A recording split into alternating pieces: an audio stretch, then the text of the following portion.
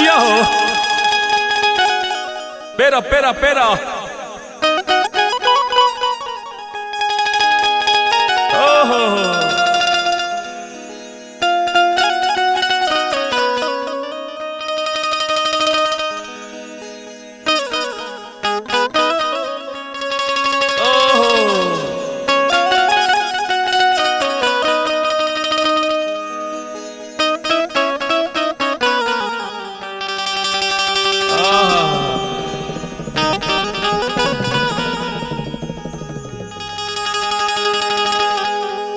देखिए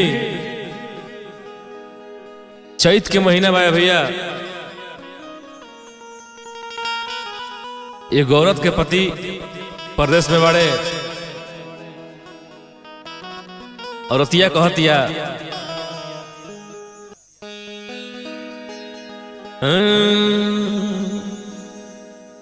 राजा हो करे जावा करेला धक्का धक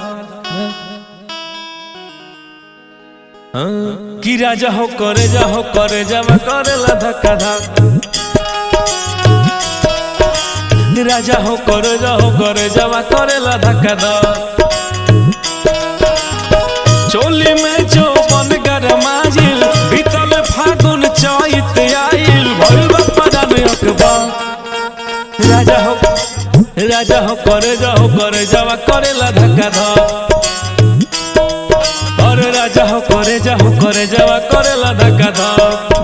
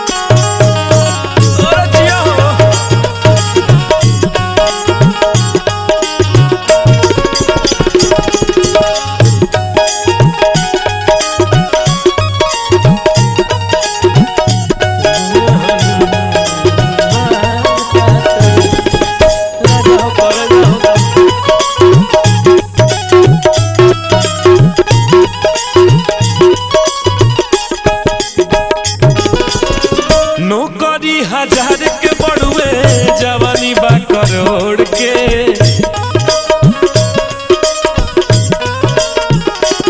घरे आ जाए हो करे जबू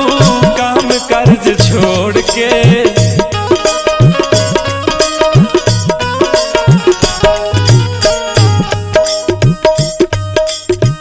नौकरी हजार के बड़ुए जवानी बा करोड़ के घरे आ जाए हो पर जाऊं काम कर्ज छोड़ के बतिया मानो ये परदेसी पानी तड़पत हम हर में सी रहिया निहारी एक टक राजा हो करे जावा करेला धक्का धक अरे राजा हो करे जावा करेला धक्का धक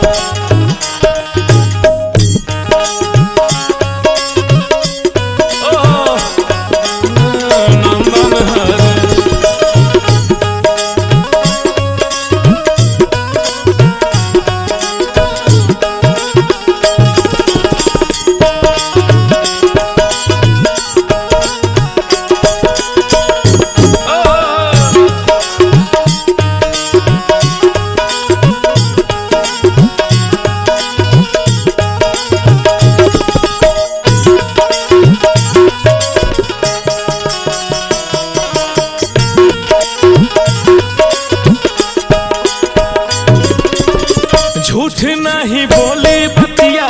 बूझो मज मजाक हो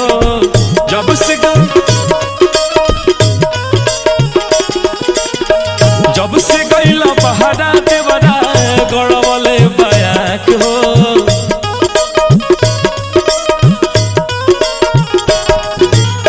झूठ नहीं बोली बतिया बूझो मत मजाक हो जब से गईला पहाड़ा देवरा गड़वले बयाक हो सोना दहिया हो जाई माटी बच न पाई पोसल थाती देवरा सदाई तोहरा राजा हो करे जावा करेला धक्का धक। ओरे राजा हो करे जावा करेला धक्का धक। राजा हो करे जावा करेला धक्का धक।